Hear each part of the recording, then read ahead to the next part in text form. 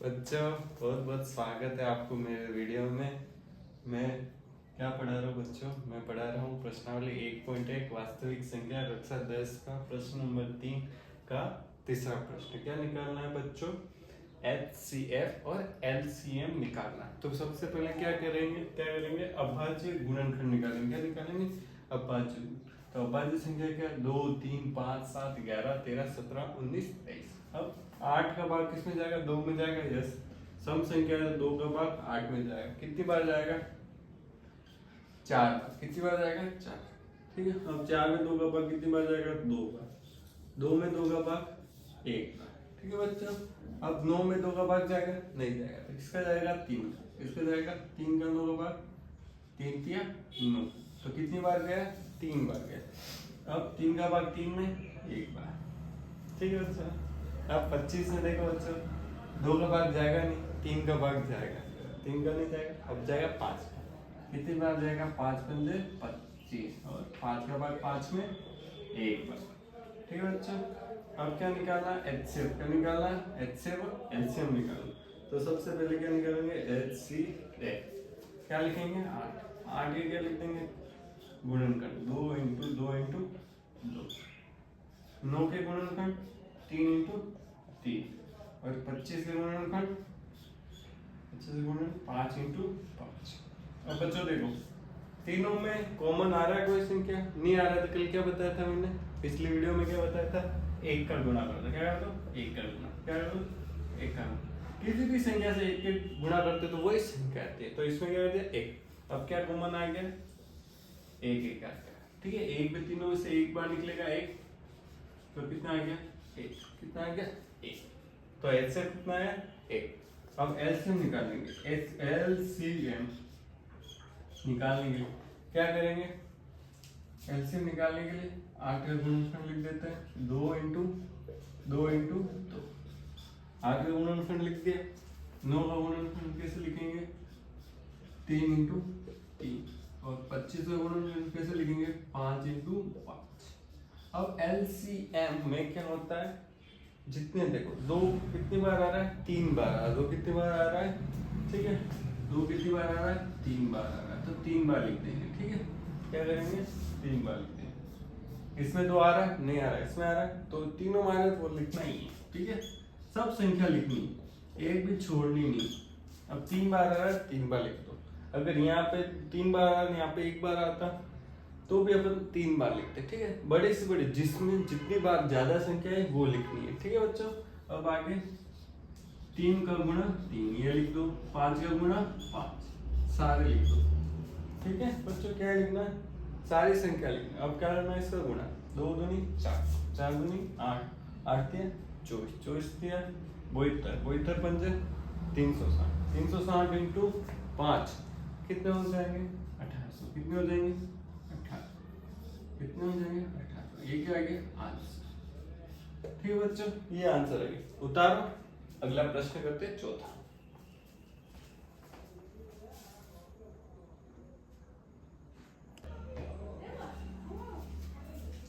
प्रश्न नंबर 4 क्या है बच्चों? प्रश्न HCF 306,657 बराबर 9 दिया है। क्या दिया है? HCF 9 दिया हो। तो अपन को क्या याद करना है? LCM ज्ञात करना। अब संख्या कौन कौन सी दे रखी है? संख्या क्या कौन कौन सी दे रखी है? 306 और 657। कौन कौन सी संख्या दे रखी है? 306 और 657। तो अपने पास क्या है? A बराबर पहली संख्या क्या है? 306। B बराबर क्या है? 657 और HCF बराबर कितना दे रखा है? 9। तो बच्चों 9 दे रखा है। ठीक है। अब क्या याद करना है? LCM। तो अपन ने दूसरा प्रश्न पढ़ा था, उसमें क्या सूत्र दिया हुआ था? सूत्र बच्चों ये याद होना चाहिए। क्या याद होना चाहिए? सूत्र। क्या दिया था? दो संख्याओं का गुणनखंड, गुणनफल। दो संख्याओं का गुणनफल। दो संख्याओं का गुणनफल किसके बराबर होना चाहिए? HCF गुणा LCM। किसके बराबर होना चाहिए? दो संख्याओं का गुणा। बराबर क्या होगा HCF गुणा LCM। अब अपने क्या निकालना LCM, तो LCM इधर रहने देंगे, HCF गुणा में तो कहाँ चले जाएगा बटे में, कहाँ चला जाएगा, तो LCM बराबर क्या आया A गुणा B बटेवा HCF। ठीक है बच्चों, ये सूत्र है, ये आपको याद होना चाहिए। क्या होना चाहिए, याद होना। दो संख्या का गुणनखंड बराबर HCF इंटू LCM। अपन को क्या निकालना, LCM निकालना है, तो क्या क्या LCM बराबर A इंटू बी बटे हुए HCF। ठीक है, अब LCM कैसे निकालेंगे, देखो अपन को ये सब दे रखा है, A गुणा A कितना है 306 गुणा B कितना दे रखा है 657, HCF कितना दे रखा है, HCF दे रखा है 9, कितना दे रखा है 9। देखो 9 का भाग 306 में जाएगा नहीं जाएगा, देखो 9 9 27 3 36 हटा जाएगा। ठीक है बच्चों, कितनी बार जाएगा देखो, काट देता हूँ।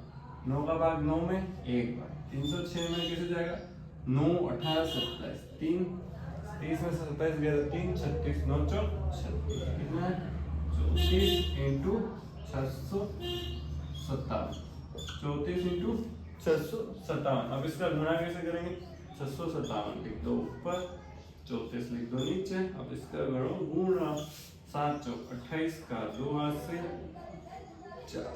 5 चौक 20 में 22 का 2 हाथ से, 6 चौक 24 का 2 26 गुणा का निशान, 3 7 21 का 2 हाथ से, 5 15 2 17 का 1 हाथ से, और 6 18 18 ने 19, कितना है 8 3 12 13 का 1 हाथ से 10 9 12 1 22,338, कितना है 22,338। क्या आ गया, आंसर आ गया। एलसीएम क्या आ गया 22,300। तो इस प्रश्न के लिए क्या सीखा अपन ने बच्चों, इस प्रश्न से क्या सीखा, सूत्र याद होना बहुत जरूरी है। कैसे याद करेंगे, दो संख्या का गुणनफल बराबर HCF इंटू LCM। ऐसे समझ लो दो संख्या गुणा और क्या देगा HCF इंटू LCM बराबर। तो LCM कैसे निकाला, ये दो संख्या लिख दी, बटे में क्या आ गया HCF, कहां से है SF, इसको मैंने उल्टा लिख दिया, LCM इधर लिख दिया, ये संख्या यहाँ लिख दी और HCF बटे में। ठीक है, आ गया समझ लो, अपन को ये निकालता HCF। तो ये हो गया चौथा प्रश्न। अब करते हैं पांचवा प्रश्न, चौथा।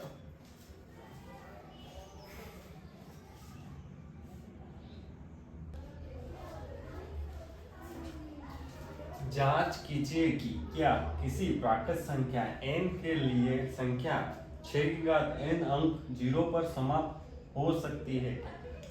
अब इसमें क्या कहा है, 6 की घात n अंक 0 पर समाप्त हो सकती है। प्राकृत संख्या क्या है n, प्राकृत संख्या क्या होती है जो 1 से स्टार्ट या शुरू होती है, 1 2 3 4 5 6 अनंत तक। ठीक है, यहाँ तक जाती है अनंत। पूर्ण संख्या होती है वो 0 से स्टार्ट होती है। ठीक है बच्चों, प्राकृत संख्या n कहाँ से स्टार्ट होगी, 1 2 3, कहाँ से स्टार्ट होगी 1 2 और 3 से, 1 से स्टार्ट होगी। अब ये क्या कह रहा है 0 पे समाप्त हो सकती है। अब 6 घात n अंक 0 पर समाप्त होती है, क्या जांच करना है। ठीक है, तो मैंने मान लिया कि 6 की घात n अंक 0 पर समाप्त होगी। 0 पे समाप्त होगी तो 0 में 5 का भाग जाता नहीं जाता, जैसे देखो 10 होता है तो 5 का भाग जाता है, 20 होता है तो 5 का भाग, जैसे 0 पे समाप्त होगी 5 से भाज्य होगी, क्या होगी 5 से विभाज्य, भाग देना को विभाज्य कहते हैं। ठीक है बच्चों, 5 से विभाज्य होगी। ठीक है, ठीक है, 6 की घात n अंक 0 पे समाप्त होगी तो 5 से विभाज्य होगी। अब देखो बच्चों 6 के गुणनखंड क्या होते हैं, 6 के गुणनखंड क्या होते हैं, 6 के गुणनखंड क्या होंगे 2 इंटू 3, क्या होंगे 2 गुणा 3। 6 के गुणनखंड क्या होंगे 2 गुणा 3। अब जैसे इसमें देखते हैं 6 की घात n, तो क्या हो जाएगा 2 गुणा 3 का कोष्टक n, क्या हो जाएगा n, क्या हो जाएगा n। ठीक है, अब देखो 6 की घात n अंक 0 पे समाप्त होती है तो 5 से विभाज्य होता है, तो 6 की घात n है तो 5 से विभाज्य तो 2 इंटू 3 की घात n, ये भी क्या होगा 5 से विभाज्य, होगा नहीं होगा? यस होगा। 2 इंटू 3 संख्या भी 5 से विभाज्य होगा, परंतु क्या आएगा? परंतु बच्चों, परंतु आ गया। अब 5 का भाग 2 में भी नहीं जाता, 3 में भी नहीं जाता, तो ये क्या होगी? विभाज्य नहीं होगी। गुणन इस संख्या में 5 का भाग नहीं जाता है, नहीं जाता है, 5 का भाग नहीं जाता है। 2 इंटू 3 की घात n में 5 का भाग नहीं जाता है, नहीं जाता है, तो इसका अंक 0 पे कभी समाप्त हो सकती है, तो 6 की घात n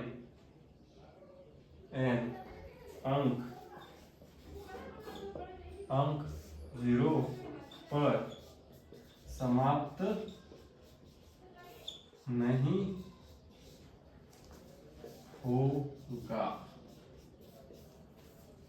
6 की घात n अंक 0 पर समाप्त नहीं होगा। 5 का भाग जाता ही नहीं है, तो 5 का भाग उसी में जाता है जिसमें पीछे 0 हो या फिर 5 हो।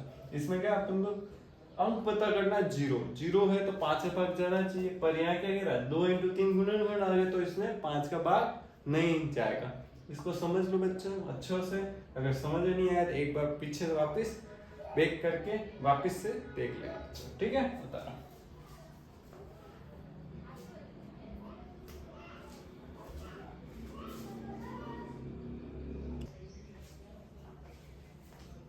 प्रश्न नंबर 6, व्याख्या कीजिए 7 गुणा 11 गुणा 13 प्लस 13 और 7 गुणा 6 गुणा 5 गुणा 4 गुणा 3 गुणा 2 गुणा 1 प्लस 5 भाज्य संख्या क्यों है? क्यों है? अब देखो, क्यों है? प्रश्न अनुसार क्या करेंगे अपन? इसका क्या करेंगे? 7 गुणा 11 गुणा 13 गुणा प्लस 13, क्या निकालना है? इसमें भाज्य संख्या निकालनी। क्या संख्या निकालनी? भाज्य संख्या। अगर ये है ही नहीं है, व्याख्या कीजिए। अब मैं क्या करता हूँ, प्रश्न लिख दिया 7 गुणा 11 गुणा 13 गुणा प्लस 13। अब देखो इसमें से 13, दोनों में से क्या निकल रहा है? कॉमन निकल रहा है। इसमें भी 13 है, इसमें 13, प्लस बीच में लगा हुआ है, तो अपन 13 दोनों में से बाहर निकाल सकते हैं, ठीक है? जैसे देखो ऐसे निकाल सकते हैं, 13 बाहर निकाल दिया, 7 गुणा 11 प्लस 1। कैसे निकाला? देखो 13 यहाँ से निकल गया, तो क्या बचा? 7 गुणा 11 प्लस 13 का गुणा किससे कर दिया? 1 से करो, तो वो ये संख्या आती है। तो 13 बार चले गए, अंदर क्या रह गया? 1। क्या रह गया? 1। आया समझ में बच्चों? ठीक है, 13 चला गया। अब देखो 13 बार आ गया, तो इस संख्या का एक गुणनखंड क्या है? 13 है। 13 है नहीं, एक गुणनखंड 13 बार आ गया, तो एक गुणनखंड क्या है? 13 है। तो इसमें किसका भाग जाएगा? 13 का भाग जाएगा। जाएगा नहीं जाएगा बच्चों? 13 का भाग जाएगा, क्योंकि 13 एक गुणनखंड है। अगर मैं 13 का भाग दूं, 13 से 13 कट जाएंगे और ये संख्या बच जाएगी। उतनी बार भाग गया तो गया नहीं गया? इस संख्या का एक गुणनखंड 13 है। तो ये कौन सी होगी? इस प्रकार यह भाज्य संख्या है। इस प्रकार भाज्य संख्या है। इस पर ऐसे का ऐसा दूसरा देखता हूं मैं, दूसरा प्रश्न इसमें 7 गुणा 6 गुणा 5 गुणा 4 गुणा 3 गुणा 2 गुणा 1 प्लस 5। क्या करूं? इसमें 5 है, इसमें भी 5 है। ये सब गुणे में से कॉमन बार निकाल सकते हो, प्लस का निकाल सकते हो, ठीक है? 5 बार निकाला मैंने, तो अंदर क्या बच जाएगा? 7 गुणा 6 गुणा 5 तो बाहर निकाल दिया, तो 4 गुणा 3 गुणा 2 गुणा 1 प्लस 5 का गुणा 1 से करूं तो 5 ही आएंगे। 5 बार निकल गया तो 1 बच जाएगा, ठीक है? अब क्या गुणनखंड आ गया? 5 एक गुणनखंड है, तो 5 का भाग जाएगा। तो ये कौन सी होगी? भाज्य संख्या। भाज्य संख्या क्या होती है? वह संख्या जो जिसमें भाग जाता हो, ठीक है, किसी संख्या का भाग जाता हो तो भाज्य संख्या। अब भाज्य संख्या वह होती है जिसमें खुद का ही भाग जाता। अगर इसमें किसी का भाग भी जाता तो क्या हो जाती? अभाज्य संख्या। इसमें भाग जा रहा है, किसका भाग जा रहा है? 5 का। तो गुणनखंड कौन सा है? गुणनखंड है 5 और गुणनखंड 5 है, तो इस प्रकार 5 का भाग जाएगा, इसमें 5 का भाग जाएगा, तो ये क्या हो गई? इस प्रकार यह भाज्य संख्या है। ये दो संख्या थी, अपन को पता लगाना था कि ये भाज्य संख्या है नहीं, तो इसमें से 13 बाहर निकाल दिया, प्लस बीच में होता है तो अपन दोनों में से संख्या कॉमन आ रही है 13, तो बाहर निकाल दे, तो 13 क्या होगा? गुणनखंड। इसमें भी 5 दोनों में से बाहर निकल गए, तो 5 क्या होगा? गुणनखंड। तो 5 गुणनखंड हो गया, तो 5 का भाग जाएगा, 5 का भाग जाएगा, तो ये कौन सी होगी? भाज्य संख्या। तो मेरे चैनल को लाइक, सब्सक्राइब, शेयर करो, आपका सपोर्ट चाहिए मुझे, और कुछ भी समस्या हो तो कमेंट में जरूर कमेंट करें। धन्यवाद बच्चों, बहुत बहुत धन्यवाद देखने के लिए। उतार